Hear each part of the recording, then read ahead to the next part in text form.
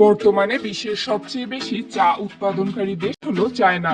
দেশটি প্রতি বছর কয়েক মিলিয়ন টন চা উৎপাদন করে এবং পৃথিবীর প্রায় প্রতিটি দেশে চা রপ্তানি করে থাকে। এরপরেই রয়েছে ইন্ডিয়া, যেখানে আসাম এবং দার্জিলিং এর চা পৃথিবীব্যাপী বিখ্যাত। এছাড়া কেনিয়া, শ্রীলঙ্কা এবং বাংলাদেশও বড় চা উৎপাদনকারী দেশের তালিকায় রয়েছে। বাংলাদেশের চা মূলত সিলেট, মৌলভীবাজার এবং চট্টগ্রাম অঞ্চলে সবচেয়ে বেশি উৎপাদিত হয়। প্রতি বছর বাংলাদেশে প্রায় 90,000 থেকে 1 লাখ মেট্রিক টনের কাছাকাছি চা উৎপাদন করে থাকে। তবে পৃথিবীর সব চা একরকম নয়। কিছু চা এতটাই দামি যে শুনলে অবাক হতে হয়। বর্তমানে বিশ্বের সবচেয়ে বেশি দামি চাগুলোর মধ্যে অন্যতম হলো ডাহুং পাও। এই চা চীনের পাহাড়ি অঞ্চলে খুব অল্প পরিমাণে উৎপাদিত হয় এবং এর দাম কখনো কখনো প্রতি কেজি 80 লাখ টাকার কাছাকাছি পৌঁছে যায়, কারণ এই চা গাছগুলো শত বছরের পুরনো এবং অত্যন্ত বিরল। এছাড়া জাপানের বিশেষ মাচা চা এবং ভারতের কিছু দার্জিলিং চাও আন্তর্জাতিক বাজারে অনেক বেশি দামে বিক্রি হয়। কিন্তু এত দামি বা সাধারণ যে কোনো চা তৈরি করার মূল যাত্রা শুরু হয় পাহাড়ি সবুজ বাগান থেকে। চা গাছ সাধারণত বীজ এবং কাটিং দুইভাবে লাগানো হয়, তবে বর্তমানে বেশি ব্যবহার করা হয় কাটিং পদ্ধতি। ভালো মানের একটি চা গাছের ডাল কেটে নার্সারিতে বিশেষভাবে বড় করা হয়, এরপর সেটিকে বাগানে রোপণ করা হয়। সাধারণত পাহাড়ি ঢালু মাটি চা চাষের জন্য সবচেয়ে বেশি উপযুক্ত ধরা হয়, যেখানে প্রচুর বৃষ্টি হয় এবং পানি জমে থাকে না। সেই ধরনের জমিতে চা গাছ খুব ভালো জন্মায়।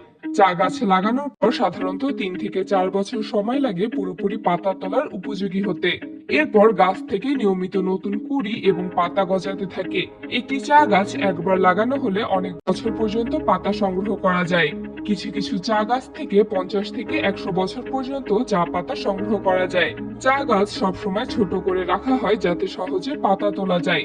গাছ যত বেশি যত্ন পায় তত ভালো মানের চা উৎপাদন হয়। বিশেষ করে ঠান্ডা আবহাওয়া এবং কুয়াশাচ্ছন্ন পাহাড়ি এলাকায় উৎপাদিত চায়ের স্বাদ ও গন্ধ সাধারণত বেশি ভালো হয়। সাধারণত চা গাছের কোমল কুঁড়ি এবং উপরের 2টি পাতা সংগ্রহ করা হয়, কারণ এই পাতাগুলোতেই সবচেয়ে বেশি স্বাদ এবং সুগন্ধ থাকে। অনেক জায়গায় এখন আধুনিক মেশিন ব্যবহার করা হলেও পৃথিবীর অনেক বিখ্যাত চা বাগানে এখনো হাতে চা পাতা তোলা হয়, কারণ হাতে তোলা পাতার মান অনেক ভালো থাকে। একজন শ্রমিক দিনে 20 থেকে 30 কেজি পর্যন্ত পাতা সংগ্রহ করতে পারে। চা পাতা সংগ্রহ করার পর সেগুলো দ্রুত ফ্যাক্টরিতে পাঠানো হয়, কারণ বেশি সময় বাইরে থাকলে পাতার গুণগত মান নষ্ট হতে শুরু করে। বিশাল ফ্যাক্টরির ভেতরে ঢুকলেই প্রথমে দেখা যায় বড় বড় ট্রে বা লম্বা কনভেয়ার সিস্টেম, যেখানে সদ্য তোলা সবুজ পাতাগুলো ছড়িয়ে রাখা হয়। এই ধাপকে বলা হয় উইদারিং বা শুকানো। এখানে পাতার ভেতরের অতিরিক্ত পানি ধীরে ধীরে কমিয়ে আনা হয়।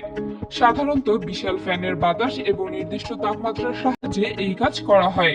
এই ধাপে চা পাতার ওজনও অনেক কমে যায় এবং পাতাগুলো নরম হয়ে পড়ে। এরপর শুরু হয় সবচেয়ে গুরুত্বপূর্ণ ধাপগুলোর একটি, যেটাকে বলা হয় রোলিং। এই ধাপে বড় বড় মেশিনের সাহায্যে পাতাগুলো চাপ দিয়ে ঘোরানো হয়। এর ফলে পাতার কোষ ভেঙে যায় এবং ভেতরের রস ও এনজাইম বাইরে বেরিয়ে আসে। আসলে এই ধাপ থেকেই চায়ের স্বাদ এবং রং তৈরি হওয়া শুরু করে। বিশাল কারখানায় একসাথে শত শত কেজি পাতা এই মেশিনে প্রসেস হতে থাকে। রোলিং শেষ হলে আসে অক্সিডেশন বা ফার্মেন্টেশন ধাপ। এই পর্যায়ে পাতাগুলো নির্দিষ্ট আর্দ্রতা এবং তাপমাত্রায় কিছু সময়ের জন্য রেখে দেওয়া হয়। এই সময় বাতাসের অক্সিজেনের সাথে পাতার রাসায়নিক বিক্রিয়া ঘটে এবং ধীরে ধীরে পাতার রং সবুজ থেকে বাদামি বা কালচে হতে শুরু করে। আসলে ব্ল্যাক টি, গ্রিন টি সব ধরনের চায়ের মূল পার্থক্য তৈরি হয় এই ধাপ থেকেই।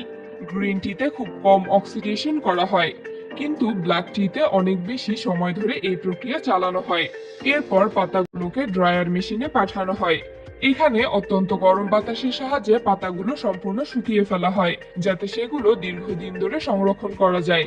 শুকানোর পর পাতাগুলো অনেক হালকা হয়ে যায়, কিন্তু এখনো এই পাতা খাওয়ার উপযোগী হয়নি। এরপর চা পাতাগুলোকে বড় বড় সিভিং মেশিনে নেওয়া হয়, যেখানে বিভিন্ন আকার অনুযায়ী আলাদা করা হয়। কিছু চা বড় পাতা হিসেবে বিক্রি হয়, আবার কিছু চা ছোট দানার মতো করে টি ব্যাগ তৈরি করার জন্য ব্যবহার করা হয়। এরপর বিশেষজ্ঞরা চায়ের রং, গন্ধ এবং স্বাদ পরীক্ষা করেন। পৃথিবীর বড় বড় চা কোম্পানিগুলোতে এমন বিশেষ টেস্টার থাকে যারা শুধু গন্ধ শুকে বুঝতে পারে চায়ের মান কেমন। সবশেষে শুরু হয় প্যাকেজিং প্রক্রিয়া। বিশাল অটোমেটিক মেশিন প্রতি মিনিটে হাজার হাজার প্যাকেট তৈরি করতে পারে। কোথাও ছোট টি ব্যাগ বানানো হয়, আবার কোথাও বড় কন্টেইনারে চা ভরে বিদেশে রপ্তানির জন্য প্রস্তুত করা হয়। পুরো প্রক্রিয়াটা এত দ্রুত এবং নিখুঁতভাবে পরিচালিত হয় যে অনেক আধুনিক চা ফ্যাক্টরি দিনে কয়েকশো টন পর্যন্ত চা প্রসেস করতে পারে। মজার বিষয় হলো পৃথিবীতে হাজারেরও বেশি ধরনের চা রয়েছে। একই গাছ থেকে তৈরি হলেও প্রসেসিং পদ্ধতির কারণে প্রতিটি চায়ের স্বাদ আলাদা হয়। কোথাও ফুলের ঘ্রাণের মতো স্বাদ পাওয়া যায়, কোথাও আবার ধোঁয়াটে বা মিষ্টি ধরনের ফ্লেভার তৈরি হয়। কিছু বিশেষ চা তৈরি করতে বছরের পর বছর অভিজ্ঞতা লাগে।